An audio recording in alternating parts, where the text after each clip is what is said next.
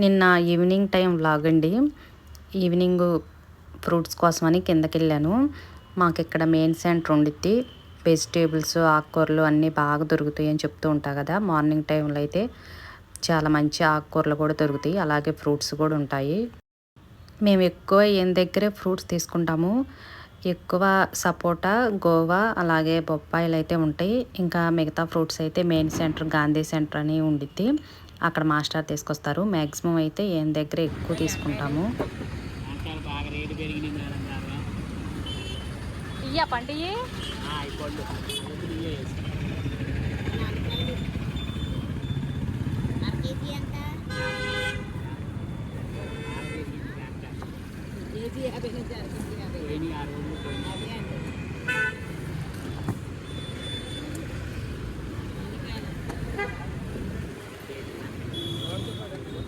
KG.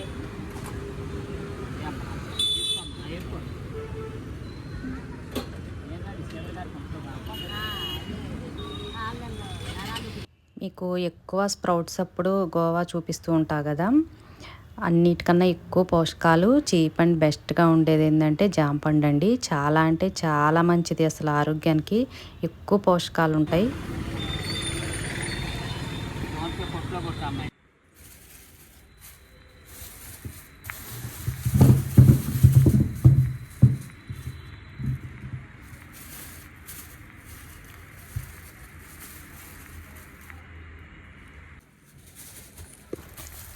KG జామకాయలు, KG సపోటా తీసుకొచ్చాను. Sweet కాను అవి కూడా ఆటో అయితే వచ్చిందండి అపార్ట్మెంట్ దగ్గరికి. కొన్ని ఫ్రూట్స్ అయితే వస్తాయి అన్నమాట, యాపిల్, దానిమ్మ అటువంటివి. ఇంకా జాంపళ్ళు, సపోటా అయితే ఇట్లా బళ్ళ మీదే దొరుకుతాయి.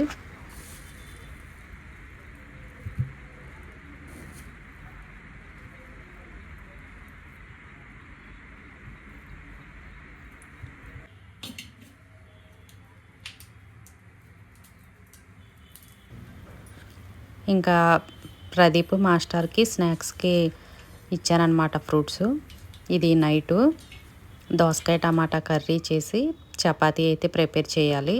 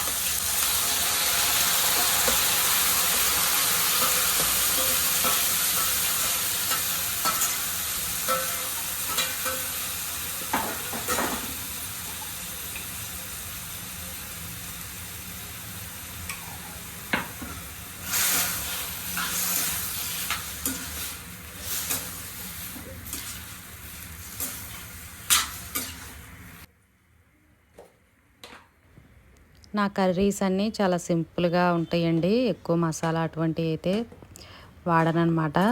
చాలా సింపుల్గా చేసేస్తాను వంట.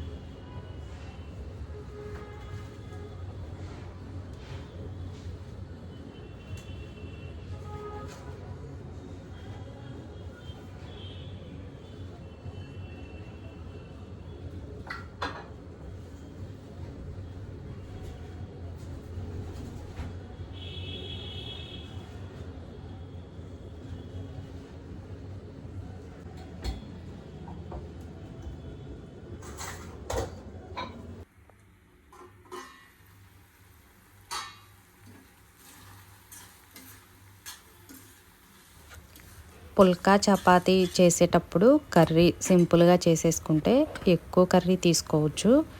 అలాగే ఉప్పు కారం కూడా తక్కువ వేసుకోవాలి.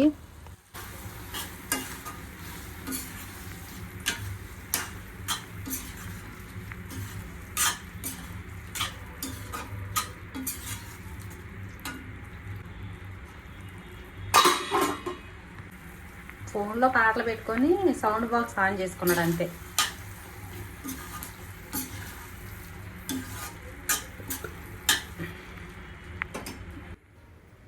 ఈ పిండి అయితే నార్మల్గా నేను ఎక్కువ శాతం గోధుమలు, సజ్జలు, జొన్నలు తీసుకొచ్చి పిండి పట్టిస్తూ ఉంటాను. ఆ పిండి అయిపోయింది. ఇది నార్మల్గా షాప్లోంచి తీసుకొచ్చిన గోధుమ పిండి.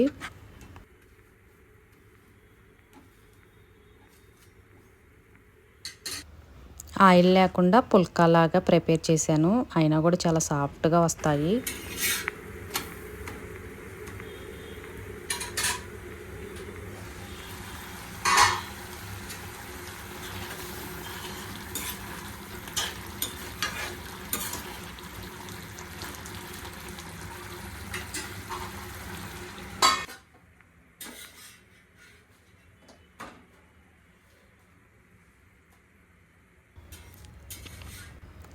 దోసకాయలు అయితే మంచిగా పండి ఉన్నాయి.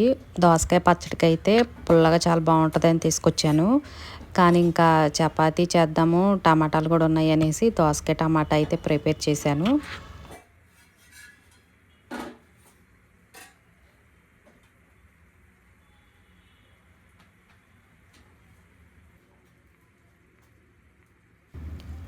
ఈ కర్రీలో చిన్న అల్లం ముక్క, వెల్లుల్లిపాయ దంచి వేశాను.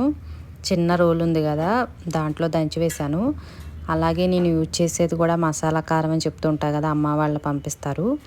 ఇంకా ఆ కారపొడి వేసామంటే అసలు ఎక్స్ట్రా గరం మసాలా, ధనియాల పౌడరు అటువంటిది కూడా ఏం అవసరం ఉండదు. ఎందుకంటే ఆ కర్రీలోనే జీలకర్ర, ధనియాలు, కరివేపాకు, మెంతులు అన్నీ వేసి కారం ప్రిపేర్ చేస్తారు కదా, ఇంకెక్కువ శాతం ఆ కారమే యూజ్ చేస్తా కాబట్టి మసాలాలతో పని ఉండదు.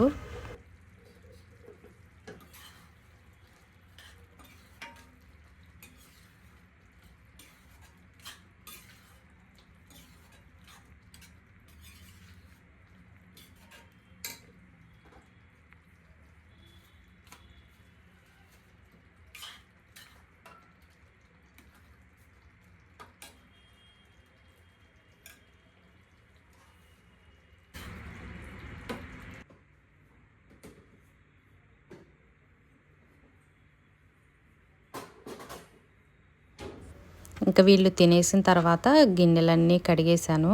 కిచెన్ అంతా నీట్గా సర్దేశాను.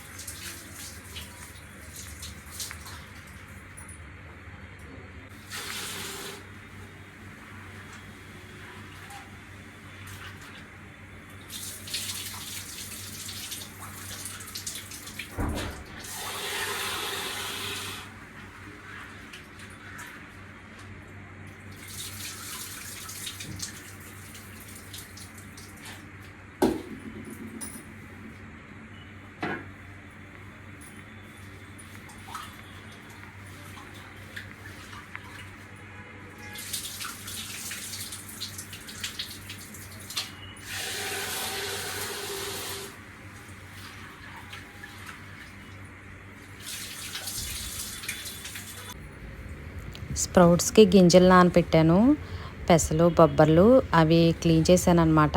ఇప్పుడు ఒక క్లాత్లో వేసేసి ఒక 10 నిమిషాలు ఉంచేసి బాక్స్లో వేసేస్తాను.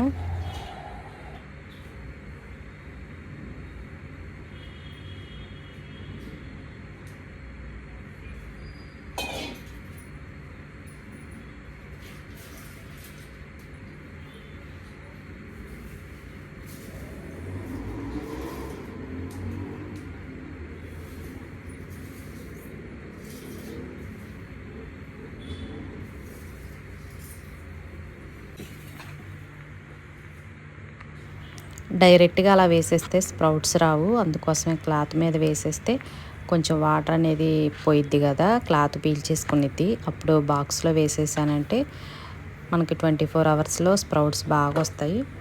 చాలా సింపుల్ బ్లాగు, నచ్చితే లైక్ చేయండి.